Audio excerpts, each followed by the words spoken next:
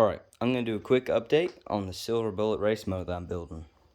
A little bit of an overview of what I'm going to do too. But right now, it's stripped down and I have the engine not fully bolted in with 3 bolts.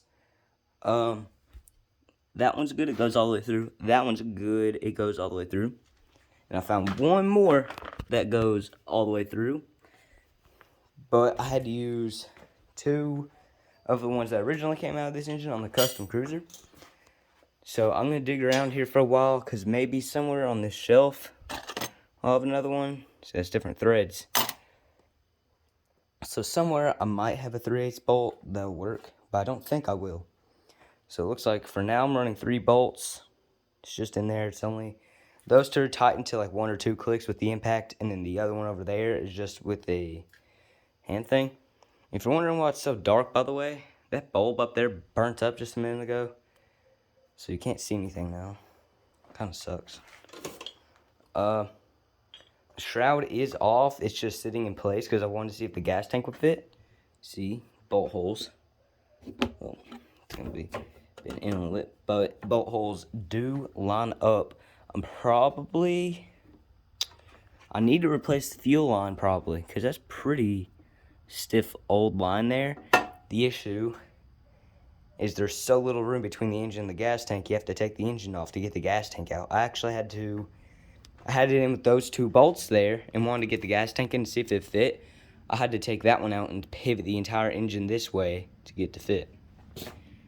Right now, no muffler or anything, it's just 2 pipes sticking out the front. My idea is I'm going to take this steering arm on the front, put it underneath to lower it down a little bit more, and put a stock muffler on it. I have new pipes that aren't cut off flush, and that one's actually bent from where I dropped the engine that one time. Dropped the engine. Yeah, it fell off. Fell off that cart right back there when I was rolling it. It landed on the pipe in the carburetor, but it'll be fine. It's a good, cleaned out rebuilt carb. It has an adjustable jet there. I don't think I replaced the choke. It's not bent on this one. I mean, it's all in good shape. Engine spins over, has compression and everything. Again, the top shroud is just kind of sitting in place here because I don't know if this coil is actually good or not. That one. So I'm leaving the shroud off and whatever.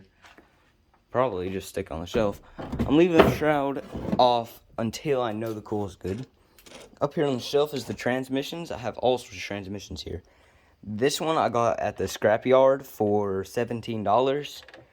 I pulled it out of a mower. It has a little dent in the bottom and some scrapage, but the axles aren't bent. It has every gear. It has the front mounts on it, which are actually loose. And this is the transmission I pulled out of the Silver Bullet, which is the one that's going back in it. I think it has leaky axle seals. You can see like grease all on them, but it's clean there. So it has a leaky axle seal, so I'm just going to dump I might just dump used oil in it and call it good enough. I don't know.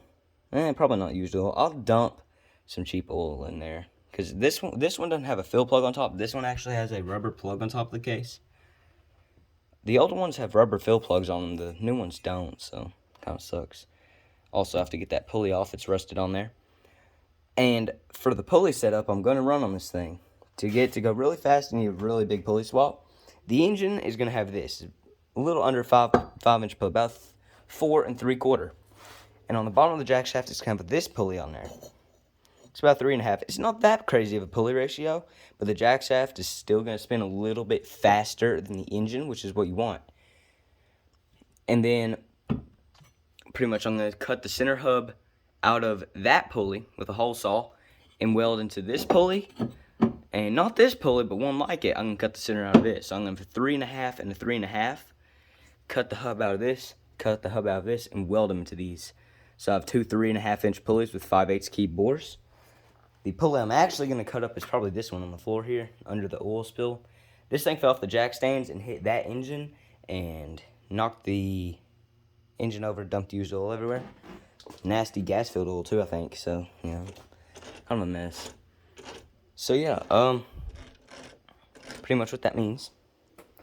5 to a 3.5, up to a 9 to a 3.5. Oh, you've got to be kidding me. My battery's too low to use a flashlight anymore. Well, I guess I can zoom out now. This 9-inch pulley here on that shaft, that's the one I'm using, because it's a really nice shape. And it's going to go in here. I still haven't cut the frame yet. It's going to get a 4-inch drop. Now, something... I might have some more bolts. I just saw this. Those are 3/8. I wonder if that engine in the corner has some. Anyways, getting sidetracked. Cut the frame 4 inches, lift it, and the shifter, of course, it needs to be a good amount higher. I done unhooked all the shift linkage and everything, and right here is the shifter hole from the factory.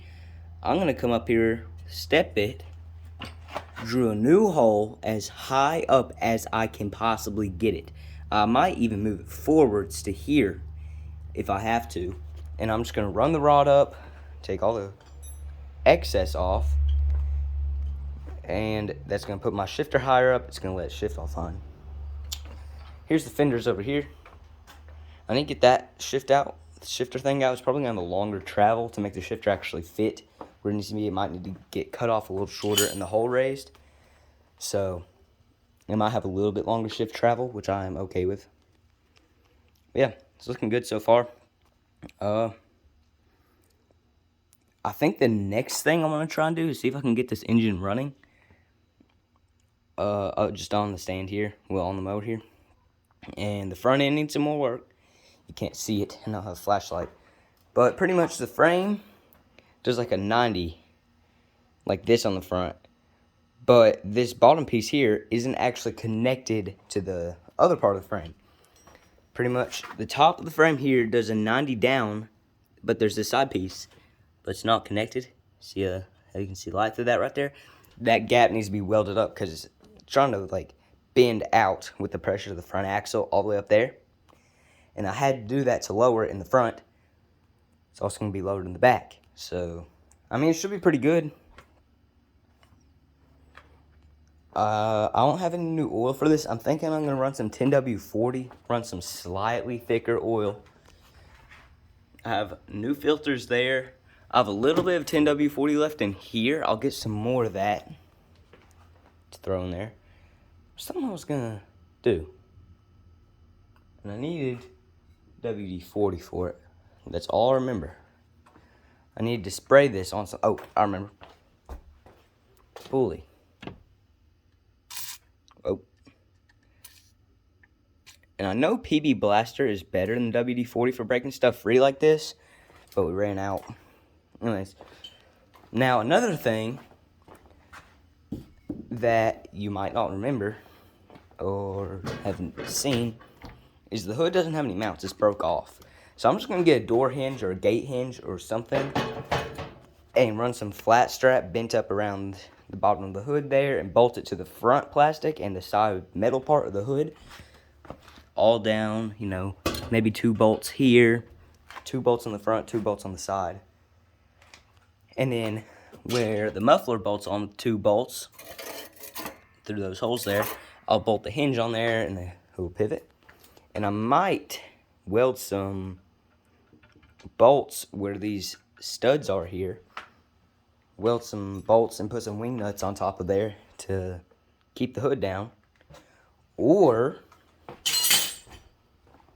actually, we have a bunch of cotter pins and we have a couple of these. I could weld those in there. I like the idea of wing nuts more though, that's easier. All the headlight stuff is still on the frame. The only thing is, the mower has a 6-pin wiring harness. The engine has a 4-pin. And I had... How was it wired up on Big Red? Big Red used to have an 18-horse Oppie. This one. And when I stripped it apart, I kept all the stuff from it that I thought would be useful, including the wiring harness. On Big Red, it has a 6-pin connector here. But, and I was thinking, well, if the 18 horse was on there, it had to have had a 6-pin connector too. But the wiring harness that I found in my shed was also a 4-pin. So I'm going to have to do a good amount of wiring. I think what happened is the 18 horse had a 6-pin connector swapped onto it. And I took that 6-pin connector and hooked it to the 19.5, which had the 4-pin on it, which is that 4-pin. That's probably what happened. Also, look at how little clearance here there is to put them back bolts in. I can get that one and that one, but it's going to have to be with a wrench. No socket will fit in there whatsoever. So, at least it'll go in. And I was planning on running the governor, but what if I'm going somewhere and I need to pass somebody because they're going really slow? I can just pin it and go faster. And I'm thinking for the gas pedal, I'm going to redo it similar to how Big Red's gas pedal is. Another one of these, another 1/2-inch bolt ran through here